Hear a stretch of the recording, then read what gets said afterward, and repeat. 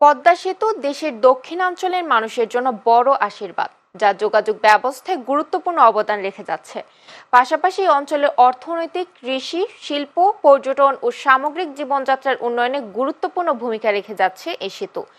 তবে বহুল প্রত্যাশিত এই সেতুটি আর্থিক কষ্টের কারণ হয়ে দাঁড়িয়েছে পিরোজপুরের লঞ্চ মালিক সহ নৌরোড ঘিরে গড়ে ওঠা ব্যবসায়ীদের। তাছাড়া যাতায়াত খরচ বৃদ্ধি পাওয়ায় বিপাকে পড়েছেন এই পথের যাত্রীরা।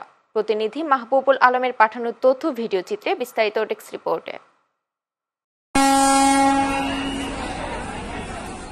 একসময় পিরোজপুর থেকে ঢাকাগামী লঞ্চ মানেই ছিল দক্ষিণাঞ্চলের মানুষের নিরাপদ ও সাশ্রয়ী ভরসা।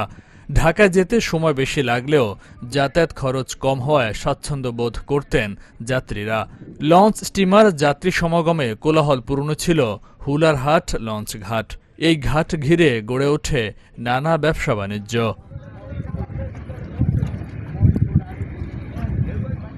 তবে পদ্মা সেতু চালু হওয়ার পর এ রুটে নেমে আসে নীরবতা, নেই যাত্রীদের কোলাহল।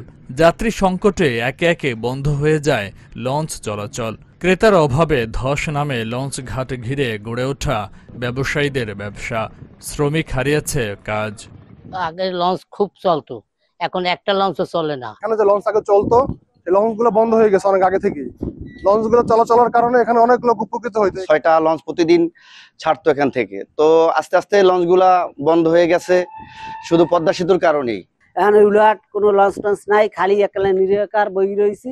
বর্তমানে পদ্মা সেতু হওয়ার কারণে কোনো লঞ্চ, একটাও ঢাকার লঞ্চ চলছে না এবং অন্যান্য লঞ্চও চলছে না। পদ্মা সেতু হওয়ার কারণে এখানকার লঞ্চগুলো বন্ধ হয়ে গেছে।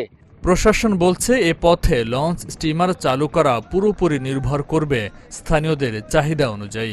যাত্রীদের কথা বিবেচনায় নিয়ে লঞ্চ মালিকদের এক্ষেত্রে এগিয়ে আসা উচিত।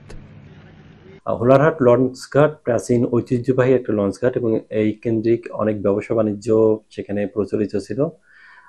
পদ্মা সেতু নির্মাণের ফলে সেখানে লঞ্চ চলাচল কমে গেছে এবং সেখানে যে ব্যবসা বাণিজ্য ছিল সেক্ষেত্রে অনেক ক্ষেত্রে তারা ব্যবসা বাণিজ্যে পিছিয়ে পড়েছে বা সেই ব্যবসা বাণিজ্য এখন চলমান নাই।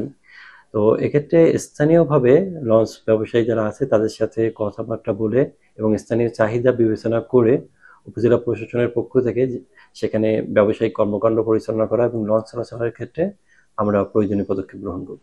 পদ্মা সেতু অত্র অঞ্চলের যোগাযোগ ব্যবস্থায় নতুন সম্ভাবনার দ্বার খুলে দিয়েছে ঠিকই, তবে তার প্রভাব পড়েছে নৌ রুটের ওপর।